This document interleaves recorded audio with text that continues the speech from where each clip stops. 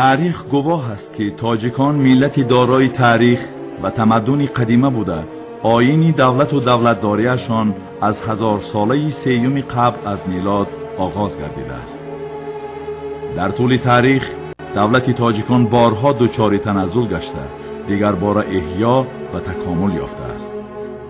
خلق تاجیک همچون ملت صاحب تمدن و دارای تجربه کهن دولتداری برای بنیاد دولت مستقل ملی در همه دور و زمان کوشش و تلاش ها نموده است. تاریخ نگاران تشکل خلق تاجیک را به 3 مرحله تاریخی جدا نمودند.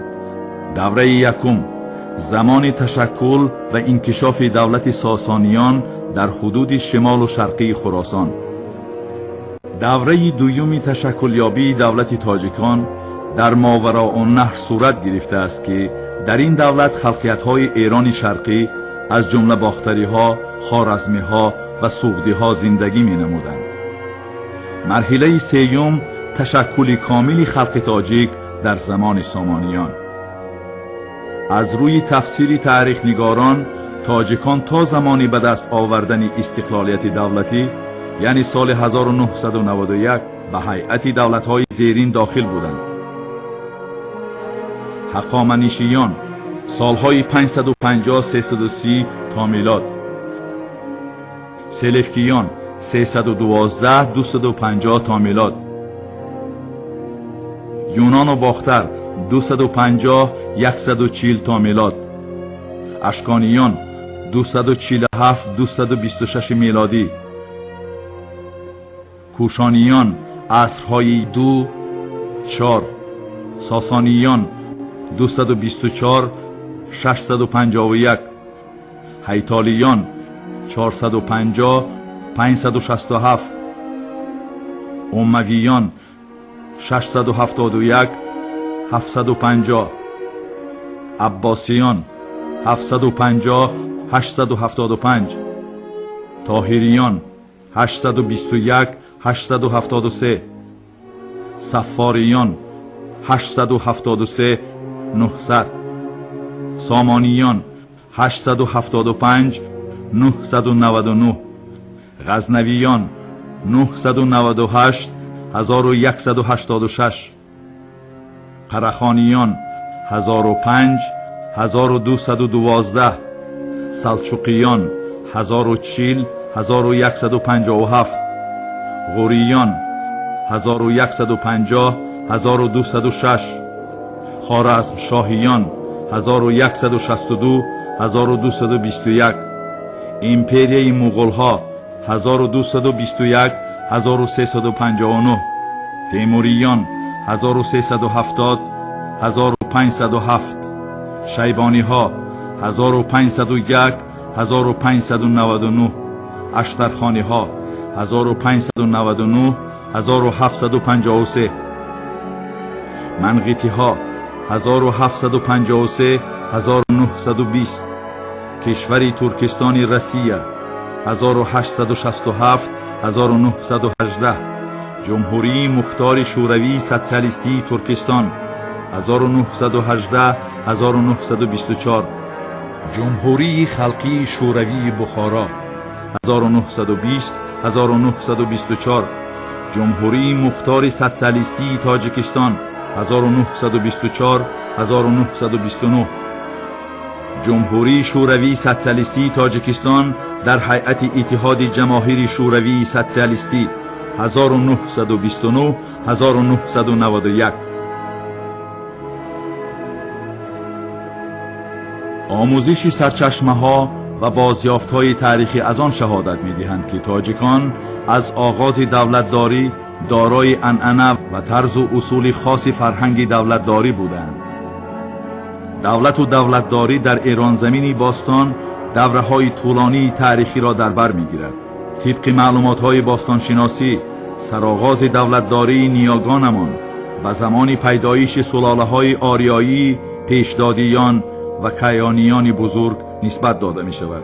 از روی معلومات‌های اوستا و هرودوت، دولت‌های قدیمترین در آسیای میانه اینها محسوب می‌یابند: ایریانم ویجا یا آریانم و ایجا فراهنای آریانا دخیوس استی.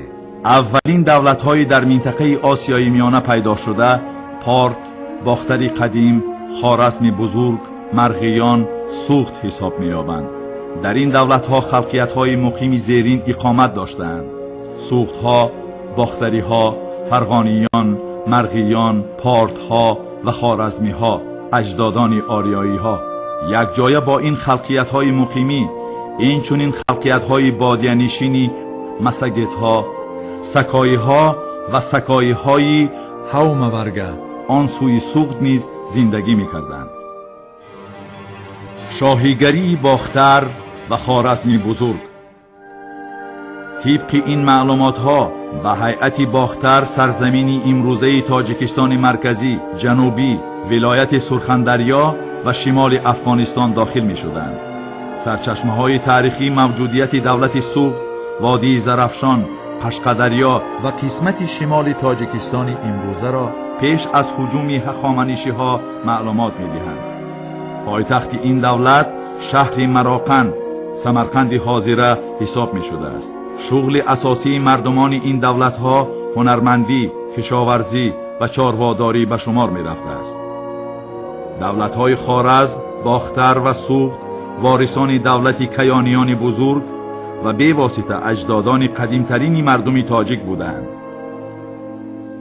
در آغاز هزار ساله یکم تا میلاد کیانیان بزرگ به این دو حوزه تاریخی و فرهنگی جدا شده تا زمان پیدایش دولت مشهوری هخامنشیان مرکزی ایران زمین، آسیای مرکزی، باختر، خوارزم، سوخت به حساب می رفتند. دولت هخامنشی‌ها سال 550 قبل از میلاد در ایران زمین غربی دولت هخامنشی‌ها عرض هستی نموده است. بنیادگذار دولت هخامنشی‌ها کوروش بوده. هخامنشیان نام گرفتن دولت به نام سراولاد سلاله هخام که سالهای 700-675 قبل از میلاد حاکمی ولایت فارس را به عهده داشت نسبت داده می شود. کوروش بعدی به تصرف در آوردن ماد میدیه سال 547 ارمنستان و دولت یونانی آسیایی خورد و سال 538 پیش از میلاد بابلستان این چنین آسیای مرکزی را اشغال نموده به تشکیل ایمپریای اولین جهانی اساس گذاشت. مقصد اساسی جنگ‌های کوروش در آسیای میانه در هیئت یک دولت متحد نمودن خلق‌های ایرانی حساب می‌یافت. کوروش مؤلف اولین اعلامیه حقوق بشر میباشد. باختر، سوخت، پارت و خوارزم به 4 ساتراپی جدا شده بودند. ساتراپی ولایت فعالیت متمرکزانیده شده داشته به خزینه شاهنشاهی انداز می سپاریده است. زمان دولت هخامنشی‌ها دوره تشکل و تکامل نظام اداره کنی و خدمت دولتی به حساب رفته به تحکیم ساختاری با نظام دستگاه اداره کنی دولت‌های من بعده اساس گذاشته است. این شاهنشاهی را بعد مرگ کوروش شاهان کمبیز، بردیه دارای یک سروری نمودند. دولت هخامنشی‌ها با حمله شدید اسکندر برهم داده شد.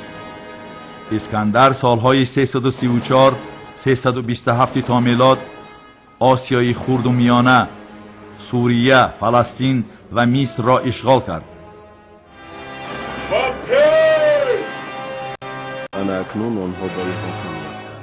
در مبارزه های ضد استیلاگران یونان و مقدونی ها سهم قهرمان خلق تاجیک سپیتامین که توانست با دلیری و شجاعت به اشغالگران ضربه های مرگاور زند به نهایت کلان است.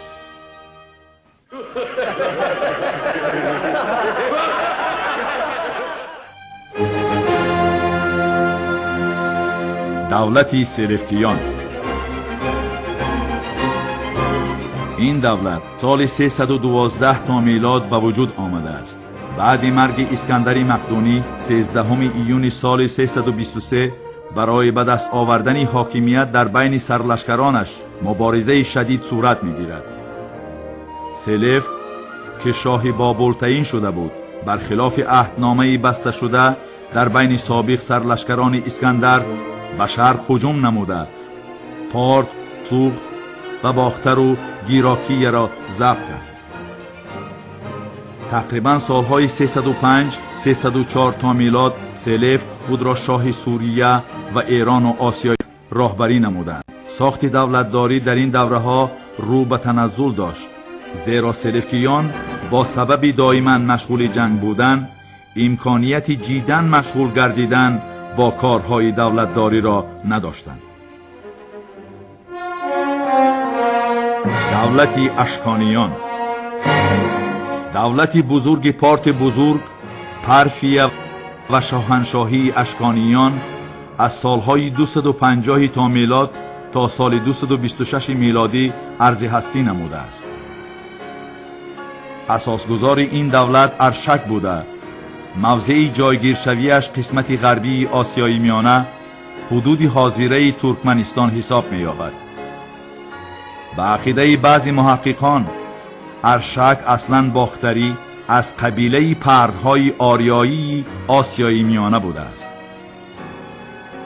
تغییرات وارد نموده اشکانیان در همه سمت‌های دولتداری مشاهده می‌گردد، از جمله در نظام اداره‌کنی در نزد شاه عمل نمودن شورای عالی مقام عبارت از دو مقام عالی، شورای اشراف و شورای کاهنان، نویگری و اصلاحات در اداره‌کنی دولتی آن وقت حساب می‌شود.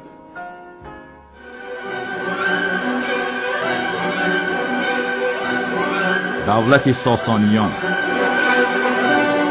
بعد زوال یک بابکان ساسانی سالهای 224-242 تشکیل کرده شد. دولت ساسانیان دولت پرقدرت شد که در تمام ایران وسعت داشت و از لحاظ حربی به همتا بود. محض با قوه لشکری پرقدرت نظام نوی اداره کنی جاری گردید. سرزمین سوریه، ارمنستان، سیستان، قسمی از خراسان و سال 224 سراسری سرزمین ایران به تصرف شاهنشاهی ساسانیان داخل کرده شد. بعد اردشیر پسر او شاپور یک سالهای 242-272 شاهنشاهی را صاحب شد. پایدیوار و مرتبه دولت ساسانیان در دوره شاهی شاپور دو سالهای 309-379 شکوه و شهامت گرفته است. این دولت را اینچنین شاه یزدگرد یک سالهای 399-420 و رهران 5 بهرام گور سالهای 420-437، یزدگرد دو سالهای 438-457، خسروی یک انوشیروان سالهای 531-579 و یزدگرد سه سالهای 632-651 راهبری و اداره نمودند. شاعران و عالمان و اهل معرفت در جامعه ساسانیان مرتبه خاصه داشتند. یکی از شخصیت‌های تاریخی دارای شهرت جهانی، باربد مروزی، رامشگری به همتا در همین دایره سالم مدنی این سلاله تربیت یافته است. خدمت تاریخی دولتداران ساسانی آن بود که در دوره حکمرانی آنها شهرهای معرفی کننده تاریخ تمدن تاجیکان خوجند، بلخ، مرو و هرات آباد و زیبا گردید. این دولت در زمان شاهی یزدگرد سه تخمیناً در میانه های عصر هفت از جانب عرب ها سرنگون کرده شد. دولت هیتالیان، این دولت به مردمان آسیای میانه تعلق داشت. در برابر دیگر عامل‌ها خصوصیت خاص این دولت زبان شرقی ایرانی و حروفات کوشانی باختری را صاحب بودن آن محسوب می‌یابد. زمانی برهم خوردن دولت هیتالیان بین ایران ساسانی و خاقانت ترک معاملات تجارتی تیز و تند گردید.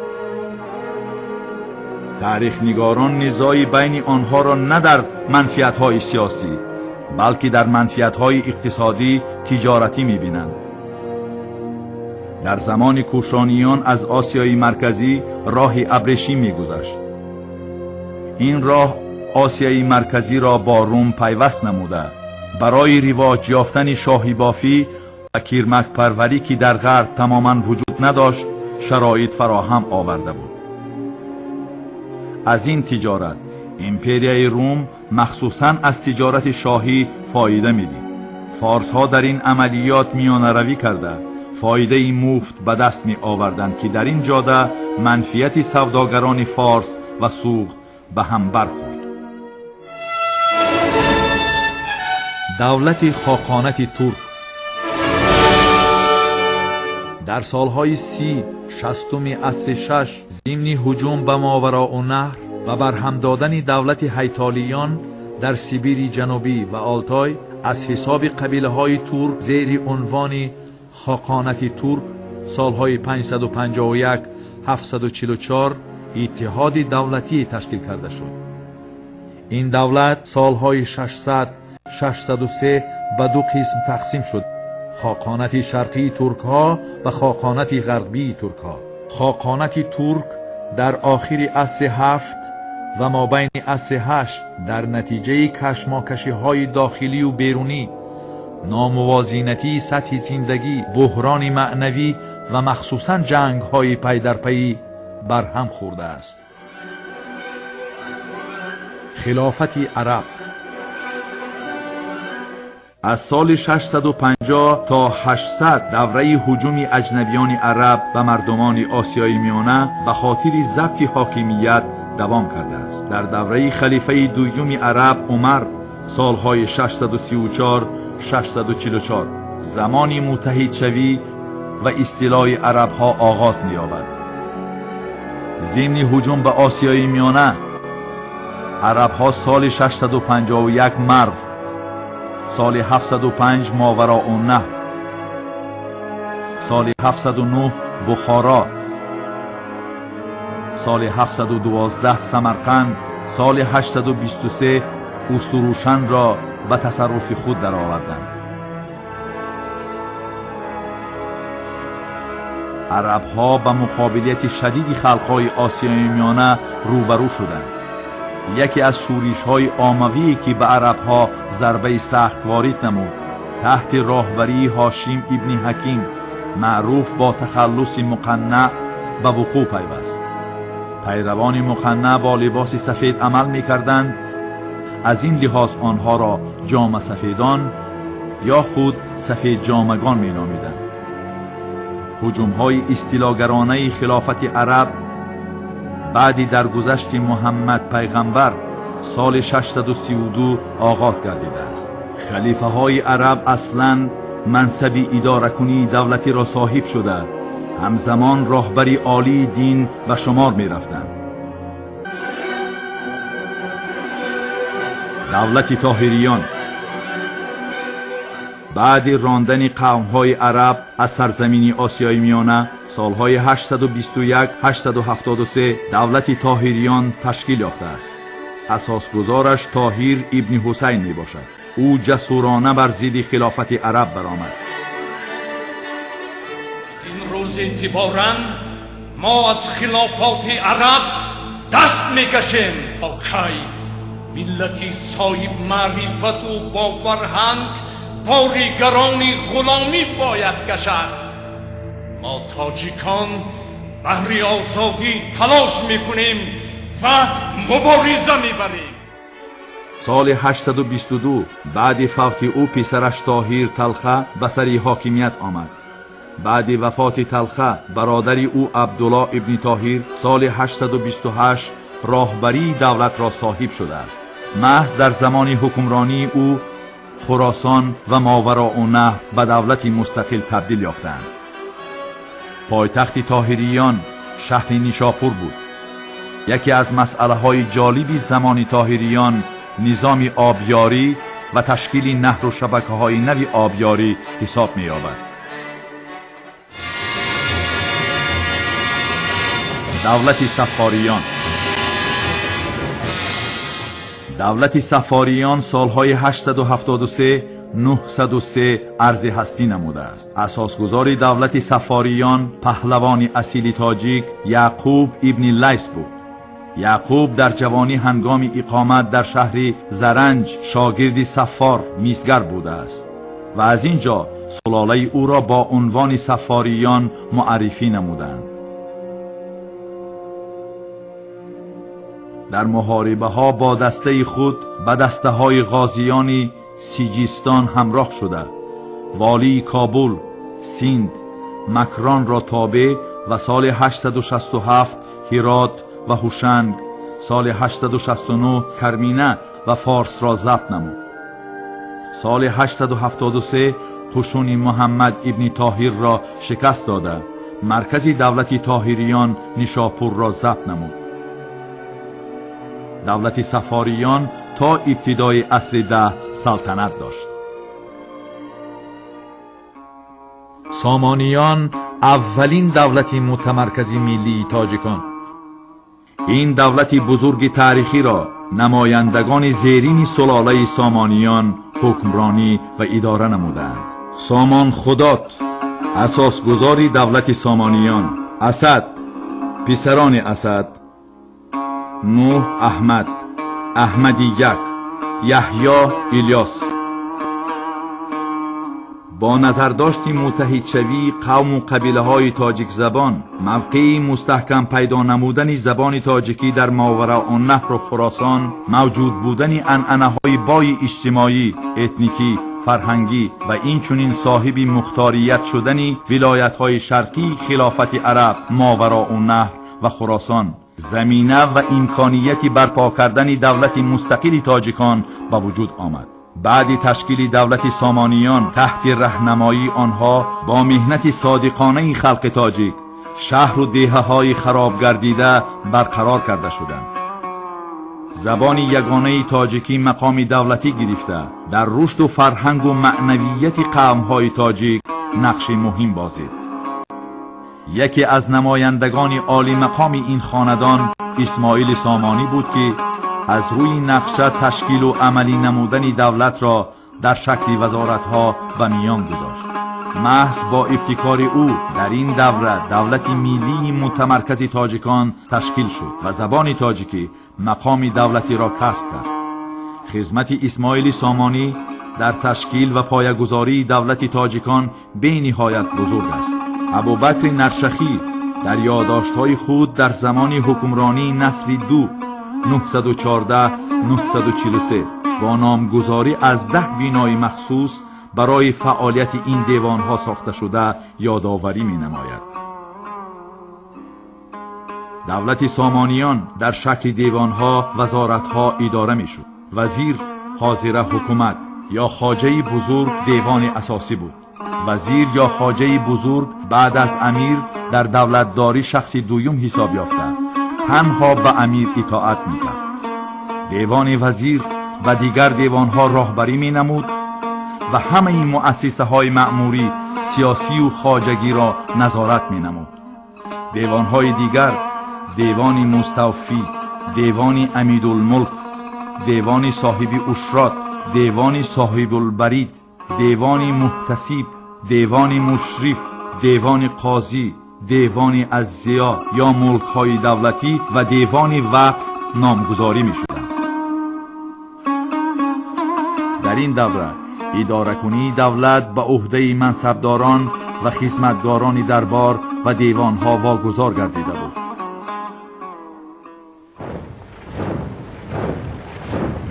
دولت قرخانیان در سالهای 90 عصر 10 قبیله های ترک هفت رود و تیانشان مرکزی در حدود از قاشقر تا اسفجاب دولت قرخانیان را تشکیل نمودند. نام قرخانیان را گرفتن دولت به حاکم نخستین آن کریم قرخان منسوبیت دارد.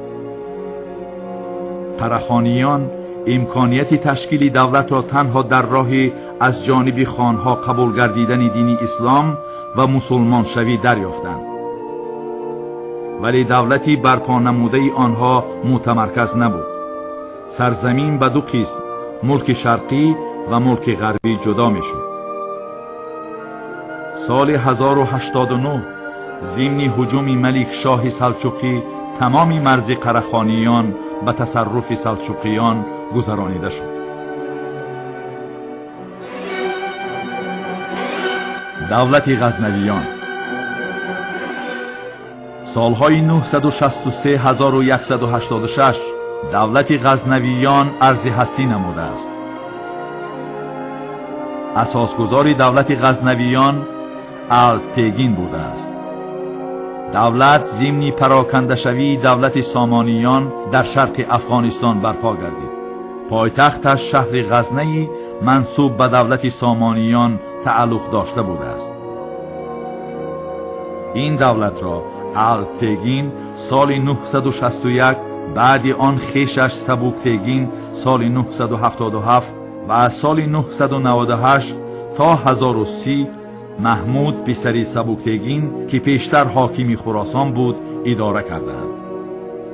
ناوابسته از آن که در تاریخ سلطان محمود غزنوی در استیلاگری و جبر و ستم نام برآورده است، در زمان حکمرانی او پایتخت دولت شهر غزنه مرکز علم و معرفت، رونق هنرمندی و سودا، مکان وسعت شعر و ادب گردیده بود.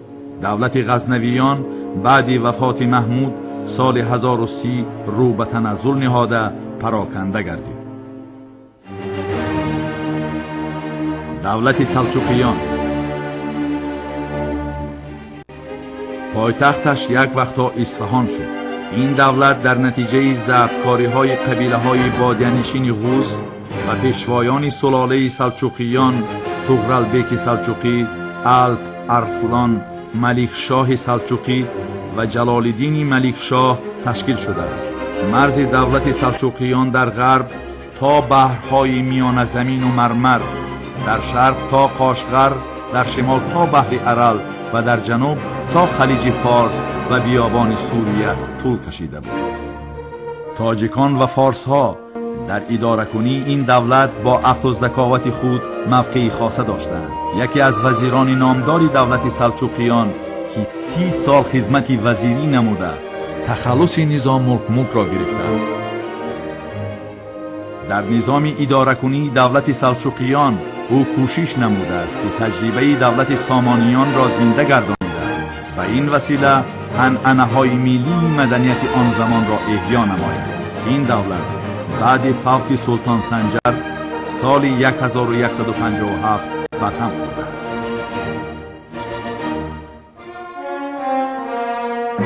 دولت غوریان در میانه‌های عصر 12 از سال 1152 تا 1206 دولت غوریان نشأ و نما و ادامه یافته است. این دومین دولت ملی تاجیکان به حساب می رود. اساسگزار سلاله غوریان سیف الدین ابن عزاالدین حسین از خاندان سوری بوده است. این سلاله و خاندان سامانیان مناسبت اولادی داشته است. ساختار اداره کنی دولت غوریان چنین بوده است: ولایت های علاهده مستقل را ملک ها اداره می نمودند.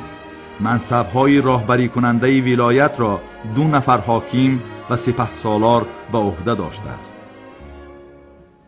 او در اداره کنی دولت از شکل و اصول دولت سامانیان استفاده کرده ادامه دهنده سنت های خاصی دولتداری تاجیک ارزیابی می گردد. سال 1215 با سبب عقیبمانی، پرزورشوی، زد و خوردی بین حاکمان علاهیده محلی و غیره از جانب محمد خوارزمشاه این دولت برهم داده شد.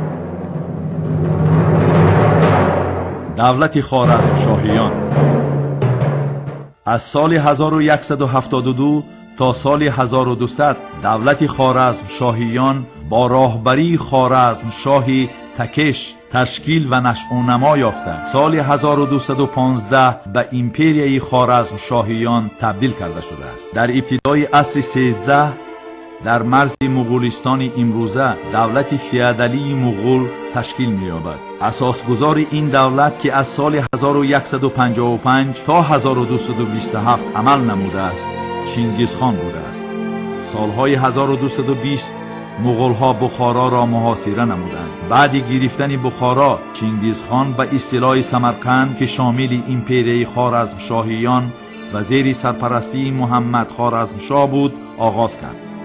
شهر پوره طلب و تاراج گردیده زیاده از 30,000 نفر هنرمندان، کاسبان و دیگر طبقه های اهالی کشته و اسیر گرفته شدند. کشتار و فرار اهالی به درجه زیاد شد که بعد آرام شدن وضع شهر تنها 4/1 شهر باقی مانده بود. در تاریخ مبارزه خلق تاجیک بر ضد غاصبان مغول، محافظان خوجند با سرداری قهرمان ملی تیمور ملیک دلیری، شجاعتمندی و میهن پرستی به همتا نشان دادند. محض تیمور ملیک و رزمندگان شجاع او توانستند و قشونهای چنگیزخان با ضربه های مرگبار خسارات زیادی جانی وارد کنند.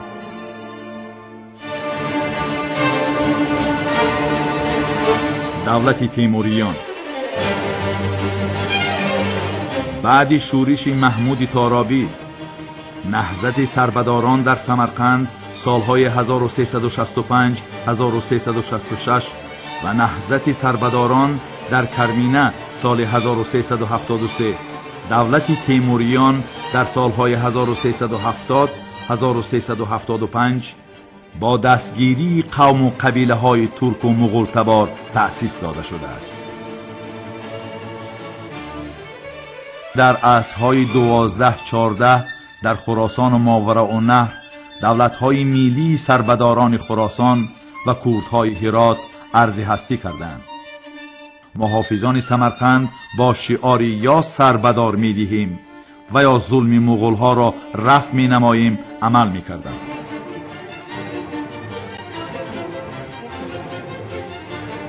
تیمور لنگ توانست که خوارزم، ایران، افغانستان، عراق، ماوراءالنهر، قفقاز جنوبی و غیره را ضبط نموده ایمپریای بزرگی تشکیل نماید.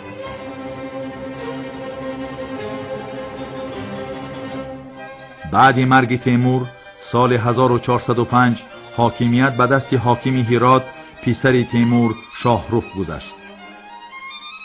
کشمکشی های داخلی و اولادی و در خراسان پیدا گردیدن حکمران دیگری تیموری سلطان حسین بایقرا سالهای 1469 1507 سبب دو حاکمیتی و تنزل و برهم خوردن دولت تیموریان گردید.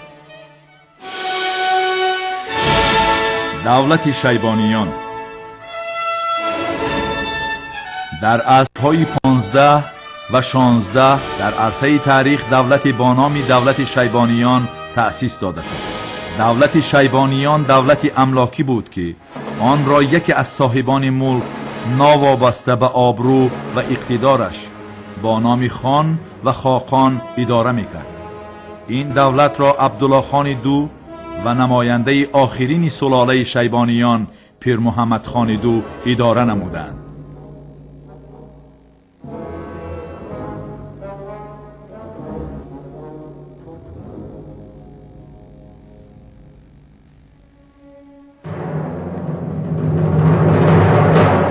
دولت اشترخانیان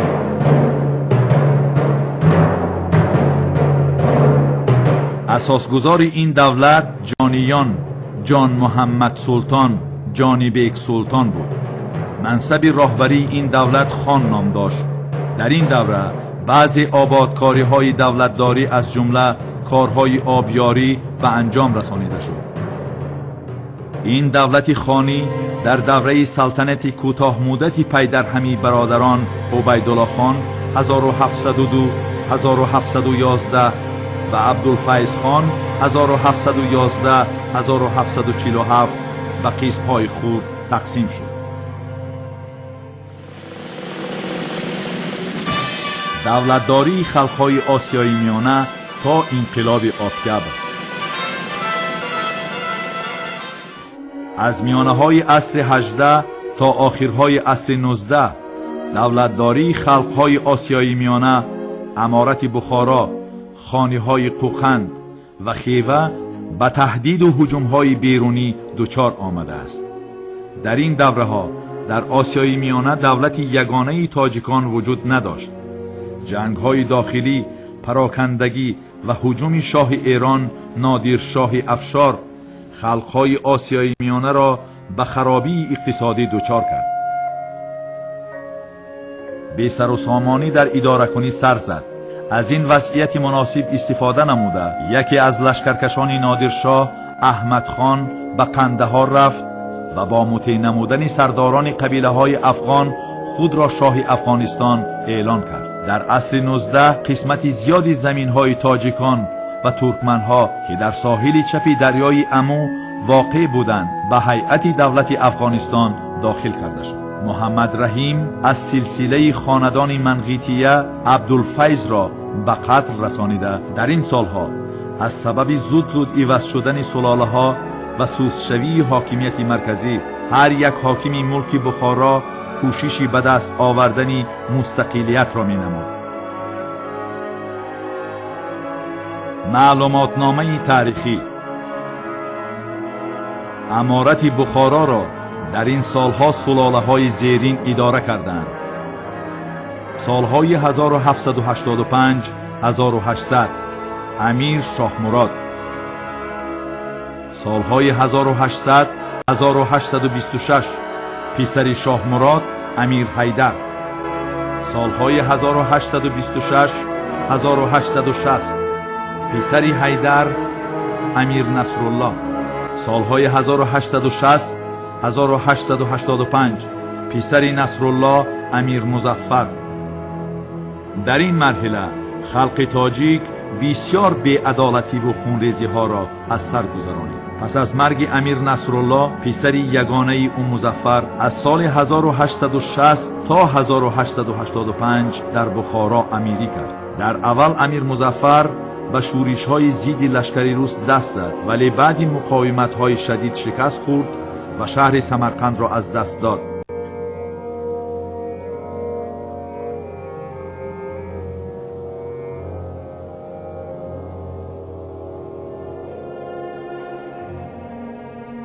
بعد آن با امپراتور روس شرطنامه بست که موافق آن شرطنامه من بعد امارت بخارا به روسیه همراه کرده شده مقام دولتی وصل یعنی نیم مستقل را گرفت. در این دوره وضع مرکب اجتماعی به اوج گرفتن شورش های خلقی بر ضد مطلقیت پادشاهی آورده رساند.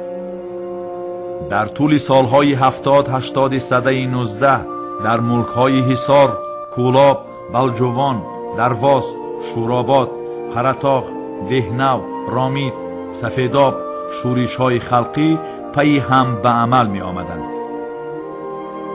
شورش بزرگی که به پایه های دولتداری امیر ضربه سخت وارد نمود تحت راهبری قهرمان خلق دهقان جواسکشی دره مختار خاولینگ عبدالواسع به وقوع پیوست. واسع در رأس شورشگران به ضبط قلعه بیک بلجوان نایل گردید ولی آن را دیر نگاه داشتن نتوانست.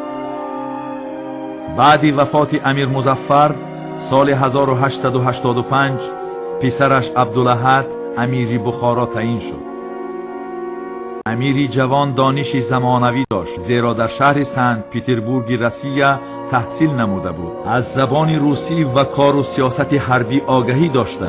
صاحب رتبه گنرال ادیوتن بود.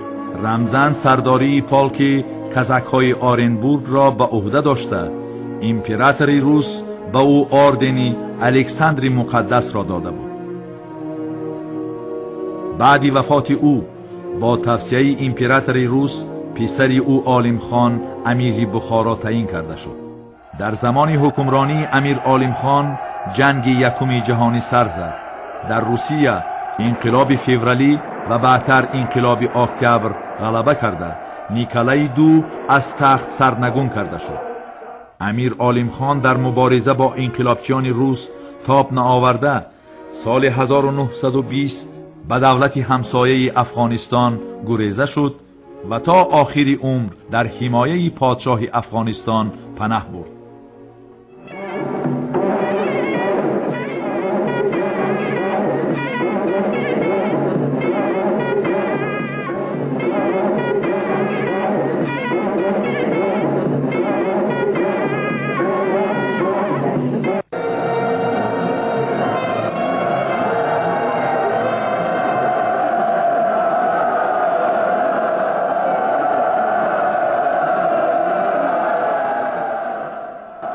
رفیقان،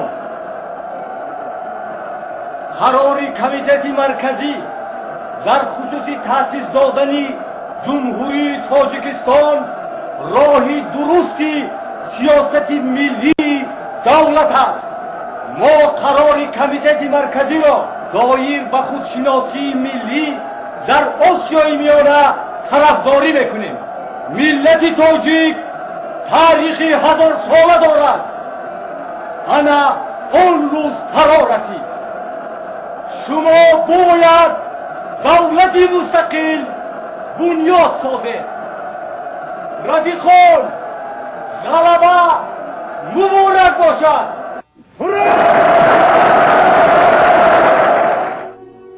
12 ایون سال 1924 کمیته مرکزی رکپب درباره تقسیمات ملی جماهیر آسیای میانه قرار قبول نمود. در زمینه این قرار جلسه زیرکمیسی بیوروی آسیای میانگی کمیته مرکزی از تاجیکان چنار اماموف با رئیسی عبدالله رحیمبایف برگزار گردیده چنین قرار قبول نمود. نهاد که ملت خود را که تاریخی 1000 ساله دارد میده ملت گوییم. تأسیس یافتن یک ولایت کلان با نام تاجیکستان، این هم موفقیت است. کمیته موقتی مرکزی اجرایی بخارای شرقی 7 ایون سال 1924 با سرداری نصرت الله مخصوم به فعالیت شروع نمود.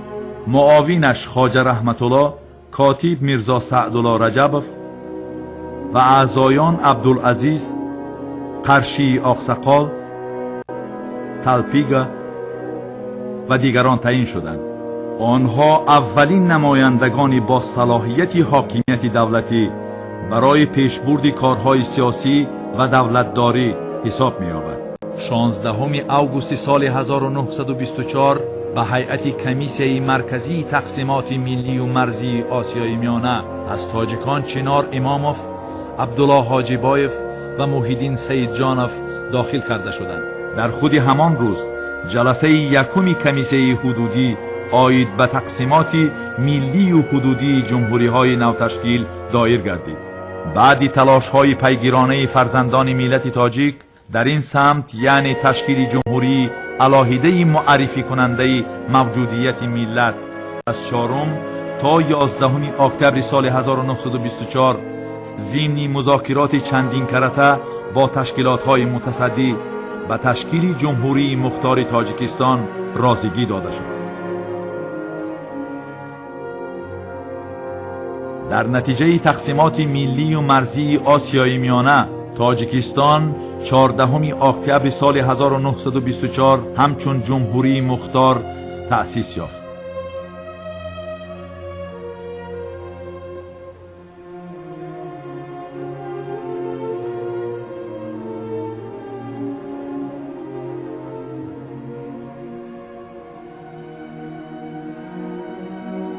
جمهوری مختار تاجیکستان یگانه جمهوری بود که در حدود آن شهر، مرکزهای صناعتی، راههای آهن و ماشینگرد و مرکزهای مدنی وجود نداشت. ضمن این تقسیمات بی‌عدالتانه و نابرابر، مرکزهای تاریخی و مدنی از حدود جمهوری بیرون ماندند. جمهوری مختار شوروی سوسیالیستی تاجیکستان را حکومت موقتی کمیته انقلابی اداره میکرد.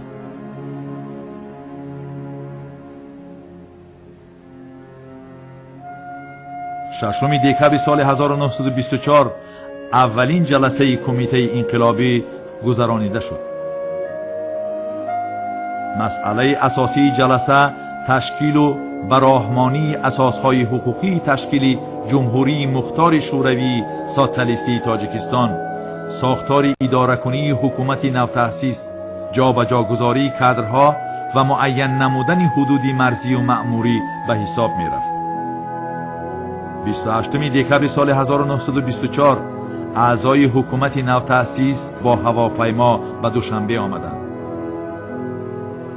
راهبران و مسئولان حکومت در بینای بیمارخانه رقم 1 موقتا جای گرفتند. ماه ینوری سال 1925 کمیته انقلابی جمهوری مختار شوروی سوسیالیستی تاجیکستان در دوشنبه جمع آمد و بعد اندیشیدن چاره‌های تشکیلی و حقوقی 3 فوریه سال 1925 هیئت حکومت جمهوری مختار شوروی سوسیالیستی تاجیکستان پررو گردید. در شهر همگی 283 نفر اهالی زندگی می‌کرد. 4 فوریه در دوشنبه گردی همایی تشکیل کرده شده. در آن اعلامیه تشکیلیابی جمهوری شوروی سوسیالیستی تاجیکستان قرائت گردید. حکومت در شرایط نامساعد کار را آغاز کرد و پیشروی فعالیت حکومت نوتأسیس پن ترکستان همه جانبه مانع می شدند. شرایط بسیار متشنج بود. بیشتر از 200,000 نفر گریزه شده بود. تا سال 1925 تقریباً 85,000 اهالی را گرسنگی تهدید می کرد. مسئله اساسی حکومت نو تشکیل برگردانیدن گریزه ها به وطن بود. با جانبازی، جد و جهد و تلاش های پیوسته فرزندان برومند ملت تاجیک نصرت الله مخزوم، شیرینشاه شاه تیمور، چنار اماموف، صدرالدین عینی و دیگران ماه اکتبر سال 1929 بیورای سیاسی کمیته مرکزی حزب کمونیست اتحاد جماهیر شوروی سوسیالیستی درباره تأسیس جمهوری شوروی سوسیالیستی تاجیکستان قرار قبول کرد. تاجیکان республикаи مستقل شده میتوانند.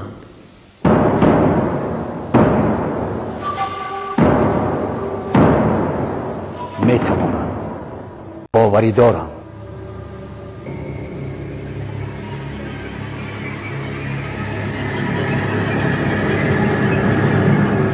اندیشه شما چی؟ آنها ملتند.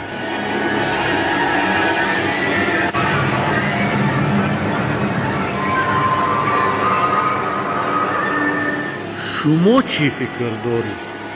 تاجیکان ریسپوبلیکای مستقل شده می توانند رفیق استالین که به آن ایاسیف ویساریانویچ استالین امضا گذاشت. 16 اکتبر سال 1929 جمهوری مختار تاجیکستان همچون جمهوری شوروی سوسیالیستی تاجیکستان مستقل اعتراف و اعلام کرده شد. اتحاد شوروی از روزهای اولی حاکمیتش خلق تاجیک را همچون ملت صاحب تمدن و دارای تاریخ کهنی دولتداری اعتراف نموده برای بنیاد دولت الهیده ملی زمینه و شرایط مساعد تاریخی فراهم آورد. تاجیکستان در هیئت اتحاد شوروی و موفقیت‌های نظررس نائل شد. شروع از مرحله‌های ایندوستری کنانی، کلکتیوانی خواجگی قشلاق و انقلاب فرهنگی زمینه‌های بنیادی و سازندگی گذاشته شد. در این دوره در کشور بزرگترین کارخانه و نیروگاه‌ها، راه‌های آهن و ماشینگرد، مکتب‌های عالی و میانه، تئاتر و کتابخانه‌ها، رادیو و تلویزیون، بیمارستان و استراحتگاه‌ها، خواجگی‌های کشاورزی و بسیار دیگر انشاءات اجتماعی و اقتصادی، مدنی و معیشی بنیاد شدند. سال 1948 دانشگاه دولتی ملی تاجیکستان و سال 1951 اکادمی علم‌های تاجیکستان با سروری صدرالدین عینی تأسیس یافت. در تاجیکستان یکی از کلانترین نیروگاه‌های برقی آبی جهان نارک سال 1972 به تولید برق آغاز کرد. در مملکت کلانترین کارخانه متالورژی منطقه زواد آلومینی تاجیکستان بنیاد گردید که محصولات آن در سراسر جهان خریداران زیاد دارد. استحصال پخته سال 1980 در کشور زیاده از 1 میلیون تن را تشکیل داد. پیشروی‌ها در دیگر ساحه‌ها نیز نظر رسند، ولی بنیاد دولتی واقعاً ملی تاجیکان با شرافت استقلالیت دولتی تاجیکستان میسر گردید. در برابر صاحب اختیار گردیدن تاجیکستان روند گذشتن از نظام سیاسی شوروی به نظام نوی دولتداری آغاز یافت. این روند همچون سرآغاز مرحله نوی دولتداری و استقلالیت ملی تاجیکستان ارزیابی می‌گردد.